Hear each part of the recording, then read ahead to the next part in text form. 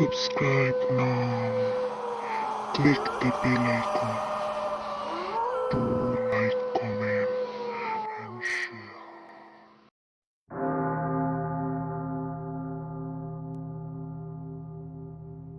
শুরু হচ্ছে লি মাউন্টফোর্ডের লেখা জঙ্গলে অমঙ্গলের ছায়া। আজ আপনারা শুনবেন এই নভেলের 17তম পর্ব।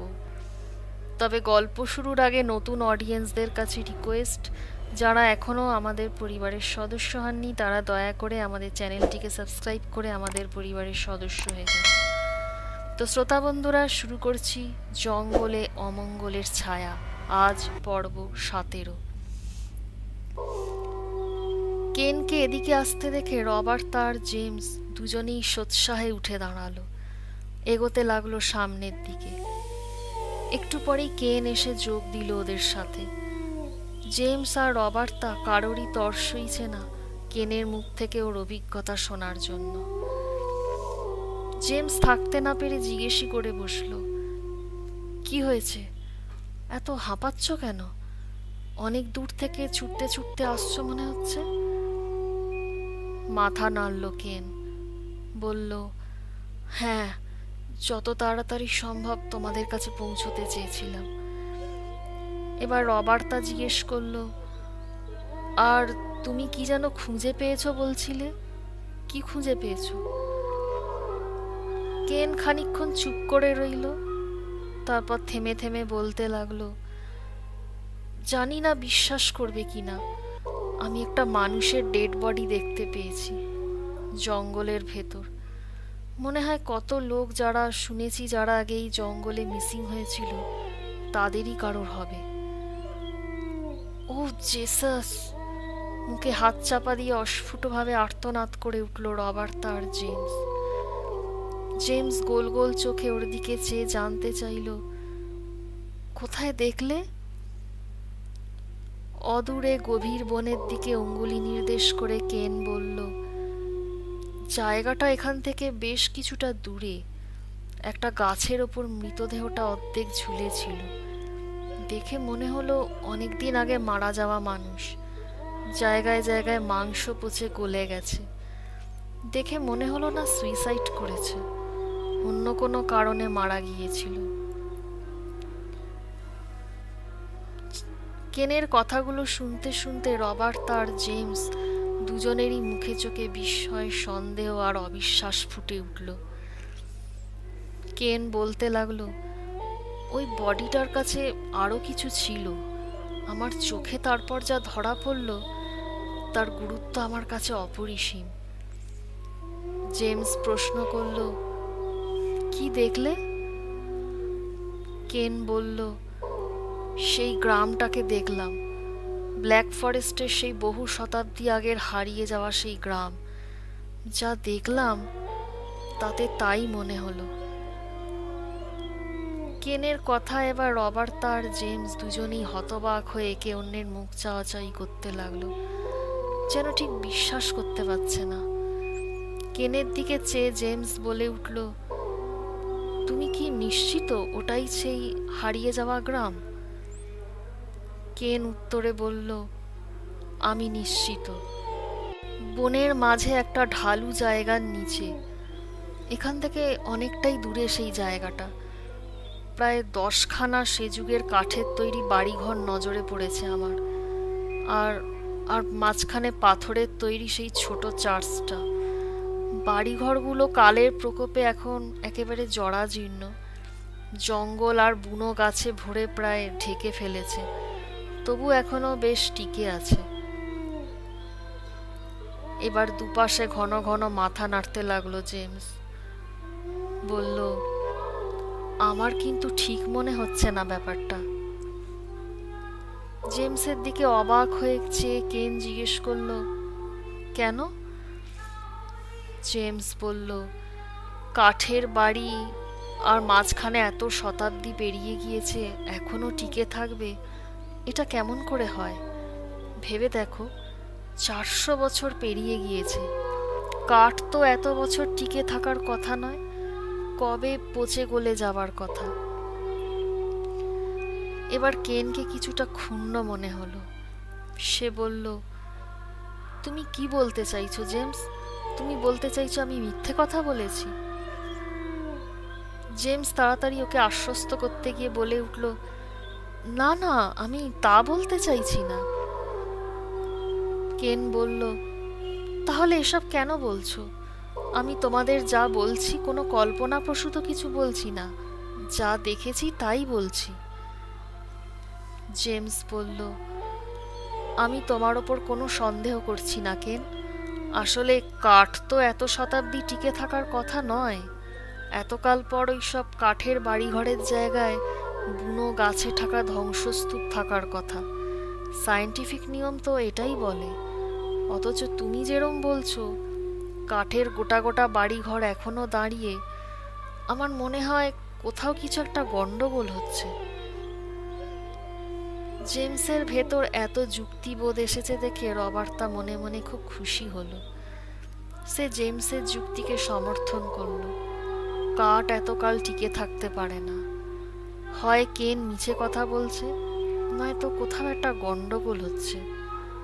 হয়তো কেন যা চোখের সামনে দেখেছে আদৌ সেরকম কিছু সেখানে নেই। হয়তো কোনো কিছুর মায়া ছিল ওটা, সেরকম ভয়ঙ্কর অপার্থিব কিছুর অস্তিত্বের। এই বনে প্রবেশের পর থেকেই রবার্তা টের পাচ্ছে অলক্ষ্যে থেকে কেউ বা কিছু ওকে যেন বারবার ডাকছে। ওই গ্রামটা, ওই হারিয়ে যাওয়া গ্রামটা দেখার ইচ্ছে তার ভেতরেও হচ্ছে। থেকে থেকে মনে হচ্ছে ওখান থেকে কেউ যেন ওকে ডাকছে। ঘুমের মধ্যেও সেই ডাক শুনতে পায় ও। ধুত্তোর! চমক ভেঙে আচ্ছন্ন অবস্থা থেকে বাস্তবে ফিরে এলো রবার্তা। আর তখনই হাতে একটা চিনচিনে ব্যথা অনুভব হতে তাকিয়ে দেখল কখন যেন নিজেই নিজের হাতে আঁচড় কাটতে শুরু করেছে। ওর ডান হাতের নখগুলো চেপে বসেছে বাম হাতের নরম চামড়ায়। গভীরভাবে বসে যাচ্ছে নখগুলো। একটা অস্ফুট আর্তনাদ করে রবার্তা হাত সরিয়ে নিল। কেন বা জেমস কেউই ওর অবস্থা খেয়াল করলো না। কেন ফের বলতে শুরু করলো, বেশ, আমি ঠিক যেমনটা দেখেছি সেটাই তোমাদের বললাম। আর আর যতদূর মনে হয় টনি ওখানেই আছে। কেনের কথায় জেমসের বিস্ময় আরো 1 ডিগ্রি চলল। বলল, তুমি কি করে জানলে? কেন বলল, জাস্ট বলছি, আর এখন আমাদের উচিত ওখানে গিয়ে ওর খোঁজ করা। কেনের প্রস্তাবে জেমসের মুখ দেখবার মতো ফ্যাকাশে দেখালো। একবার রবার্তার দিকে অসহায়ভাবে চেয়ে থেকে ফের কেনের দিকে চেয়ে বলল, জেসাস, এ তুমি কি বলছো কেন? তুমি জানো না ওখানে গেলে আমাদের পরিণাম কতটা ভয়ঙ্কর হতে পারে? আমরা এখানেই সুরক্ষিত নেই তো ওই পরিত্যক্ত গ্রামটায় গেলে না জানি আরো কত রকম বিপদের মুখোমুখি হব আমরা। এবার ওকে বোঝাতে গিয়ে কেন বলল, কিন্তু তাই বলে তো আমরা টনিকে এভাবে ফেলে যেতে পারি না জেমস। আজ যদি ওর জায়গায় তুমি হতে, তোমার কি মনে হতো না তোমার বন্ধুরা এসে তোমায় সাহায্য করুক? আমরা তোমায় না নিয়েই নির্বিকারভাবে চলে গেলাম। এটা কি তুমি মেনে নিতে পারতে বলো? জেমস এবার অনড় মনোভাব দেখিয়ে বলল, টনি হয়তো এখন আর বেঁচেই নেই। জানি হয়তো আমার এমন করে বলাটা ঠিক হচ্ছে না, কিন্তু ও না বেঁচে থাকার সম্ভাবনাই প্রবল। যখন কিনা রবার্তা নিজের চোখে গত রাতে টনির পরিণতি দেখেছে। এবার ভ্রু কুঁচকে উঠল কেনের। বলল, রবার্তা? কি দেখেছে সে? বলতে বলতে সকৌতূহলে একবার রবার্তার দিকে, পরক্ষণেই জেমসের দিকে চাইতে লাগলো কেন। জেমস একবার তাকালো রবার্তার দিকে, চোখের ইশারায় বলতে চাইল গত রাতে তার অভিজ্ঞতার কথা ফের একবার শুনিয়ে দেয়, কিন্তু রবার্তাকে ঘোর অনিচ্ছুক দেখালো। আসলে সে ওই রাতের ঘটনা বারবার মনেও আনতে চায় না। অগত্যা জেমসকেই নিজের মুখে বলতে হলো। সে বলল, রবার্তা দেখেছে কে যেন টনিকে তার টেন্ট থেকে হিড়হিড় করে টানতে টানতে নিয়ে বেরিয়ে গেল। কেনের কৌতূহল এবার উত্তরোত্তর চড়তে লাগলো। জিজ্ঞেস করলো, কে নিয়ে গেল? কি বলছো তোমরা? জেমস বলল, রবার্তা আমায় যা বলেছে তা হলো একটা অতি কুৎসিত দর্শন মহিলা টনির পা দুটো ধরে টানতে টানতে জঙ্গলের মধ্যে দিয়ে নিয়ে গিয়েছে। সে জেগেছিল, কিন্তু ওই মহিলাকে দেখে ও এত ভয় পেয়েছিল যে সামান্য চিৎকারও করতে পারেনি। মানে ওর গলা দিয়ে একটা টু শব্দও বেরোয়নি। কেন জিজ্ঞেস করলো, তারপর? জেমস বলতে লাগলো, তারপর ওকে ওই মহিলা কোথায় যে নিয়ে গেল তা আর দেখা গেল না। গভীর বনের মাঝে কোথায় যেন হারিয়ে গেল। এবার রবার্তার দিকে চেয়ে প্রায় খেঁকিয়ে উঠল কেন। বলল, আর তুমি ব্যাপারটা দেখেও চুপ করেছিলে, আমাদের কাউকে জাগিয়ে দেবার প্রয়োজন মনে করলে না। কেন চেঁচামেচি করে আমাদের জাগিয়ে দিলে না? হেই! এবার কেনকে ঠান্ডা করতে গিয়ে ওর বাহুতে আলতোভাবে একটা হাত রেখে যতদূর সম্ভব শান্ত গলায় জেমস বলল, তুমি আবার ওকে ভুল বুঝছো কেন? মেয়েটা প্রচন্ড ভয় পেয়ে গিয়েছিল। এত ভয় পেয়েছিল যে কি করবে কি না করবে তাই বুঝে উঠতে পারছিল না। অত রেগে যেও না কেন। কেন বলল, রাখবো না মানে? তা কি ওকে পুজো করব? ও যদি ভয় পেয়ে গিয়েও চিৎকার চেঁচামেচি জুড়ে দিত, আমরা জেগে যেতাম আর আমরা সবাই মিলে টনিকে বাঁচাবার একটা চেষ্টা করতাম। নিজেকে এবার যতদূর সম্ভব সংযত রেখে জেমস বলল, আমার মনে হয় না কাজটা এত সহজ হতো আমাদের পক্ষে। এখানকার ব্যাপার অনেক অনেক বেশি ভয়ঙ্কর কেন। আর আমার মনে হয় না আমরা জেগে গেলেও টনিকে কোনো রকম হেল্প করতে পারতাম। তাই এসব বোকা বোকা চিন্তা বাদ দিয়ে নিজের প্রাণটা কিভাবে বাঁচাবে সেই চিন্তা করো এখন। জেমসের শান্ত অথচ দৃঢ় স্বরে বলা কথাগুলোয় কেন তখনকার মতো চুপ করলেও তার মুখ তখনও চাপার আগে থমথম করছে। অনেকক্ষণ চুপ থেকে সে ফের কেটে কেটে বলল, তবু আমি মনে করি ওই গ্রামটায় গিয়ে আমাদের খুঁজে দেখতে হবে। টনিকে খুঁজে বের করবই আমি। ওই পরিত্যক্ত গ্রামটাতেই আছে, আমি জানি। এবার রীতিমতো কাতর শোনালো জেমসের গলা। সে বলল, প্লিজ প্লিজ কেন, এসব আজগুবি চিন্তা ভাবনা বাদ দাও।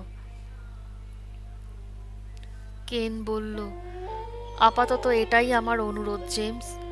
তুমি যদি যেতে না চাও যেও না, আমাকে এখানে ফেলে রেখেই চলে যেও। কিন্তু সত্যি বলতে কি, এই কাজটায় তোমার সাহায্য আমার খুব দরকার। টনিরও তোমার সাহায্য খুব দরকার। আমরা সবাই মিলে ওখানে গিয়ে খুঁজলে ওকে ঠিক কোথাও পেয়ে যাব। প্লিজ জেমস, আমার অনুরোধটা রাখবার চেষ্টা করো। একবার ওখানে গিয়ে খুঁজতে অসুবিধে কোথায়? একটানা অনুযোগের পর থামল কেন। একটা অস্বস্তিকর নীরবতা নেমে এলো ওদের মধ্যে। রবার্তা এবং জেমস এবার নীরবে একে অপরের মুখ চাওয়াচাই করল। কিছুক্ষণ কিরকম মৌন হয়ে রইল দুজনেই। কি ভাবছে ওরা তা ওরাই জানে। একসময় নীরবতা ভঙ্গ করে রবার্তা বলে উঠল, কেন ঠিকই বলছে, আমাদের একবার ওখানে গিয়ে খোঁজ নেওয়া উচিত।